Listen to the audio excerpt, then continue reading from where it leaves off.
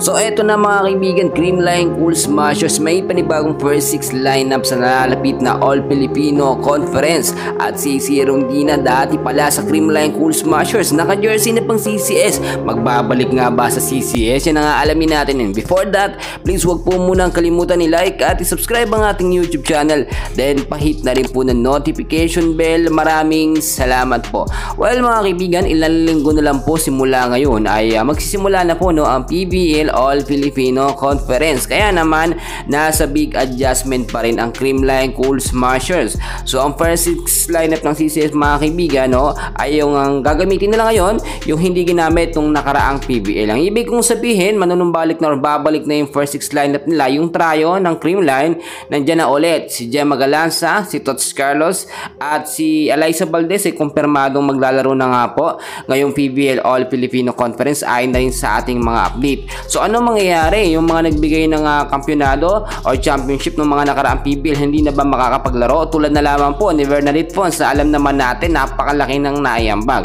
Well, si Bernadette Fons mga kaibigan, nasop na o ay talaga nagpa-practice ito dahil muli itong babalik sa beach volleyball. Pero hindi naman ito mawawala at aalis sa Creamline Cool Smashers mga kaibigan. Alam naman natin dahil sa CCS mas nakilala po or mas nahasa etong si Bernadette Fons na so hindi yan aalis sa CCS mga kaibigan.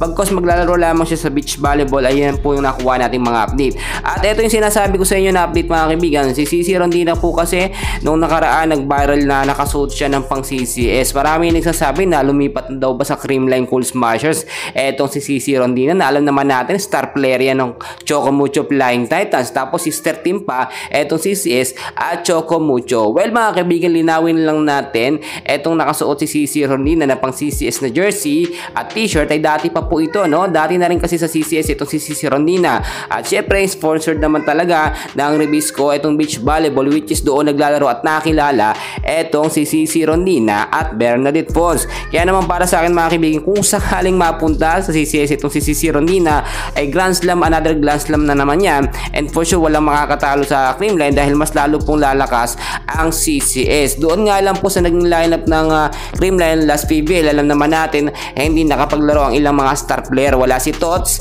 wala rin po si Eliza Valdez. Ito naman din nga si alam naman natin mga kaibigan, ito nga po si Gia Morado ay hindi rin nakakapaglaro dahil nagpirma na another contract sa Denso Eribis. Ay mas lalong malakas na nga o lalo na pag pumasok si Cici dito sa Creamline, mas lalong doble ang magiging lakas po ng Creamline Cool Smashers. Well mga kaibigan, the long wait is over dahil ilang linggo na lang po simula ngayon. Next month na November magsisimula na po ang PBL All-Filipino Conference na magtatagal po hanggang next year. So yan lang po ating update, and please huwag kalimutan like at subscribe ang ating YouTube channel. Maraming salamat po.